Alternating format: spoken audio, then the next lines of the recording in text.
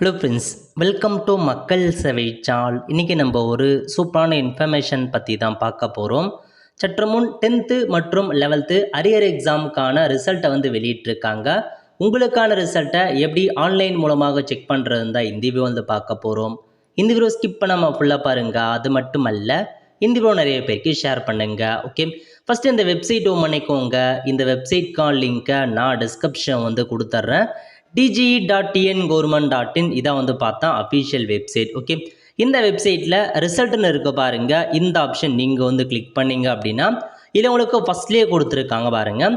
அதாவது higher secondary, second year, first year, 10th மூணுத்துக்குமே ஒரே லிங்காக தான் கொடுத்துருக்காங்க.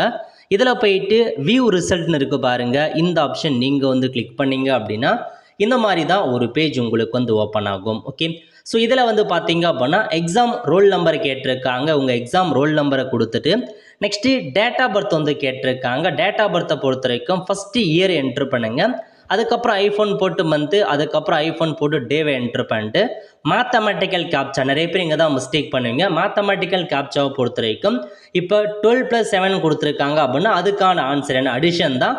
அதுக்கான ஆன்சர் என்னவோ அதை நீங்கள் கரெக்டாக கொடுத்துட்டு கீழே கொடுத்துருக்காங்க பாருங்கள் சர்ச்சுன்னு, அந்த ஆப்ஷன் நீங்கள் கிளிக் பண்ணிக்கோங்க.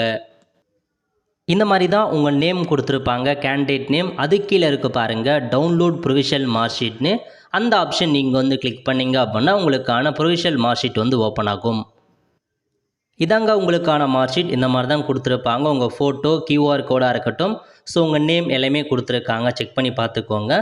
செக் பண்ணிட்டு அப்படியே கீழே வந்தீங்க அப்படின்னா ஸோ உங்களுடைய மார்க் நீங்கள் என்னென்ன சப்ஜெக்ட் அட்டன் பண்ணீங்களோ ஸோ எல்லா மார்க்குமே உங்களுக்கு வந்துருச்சு. அதில் பாஸாக ஃபெயிலாக அப்படின்றத நீங்கள் தெரிஞ்சுக்கலாங்க.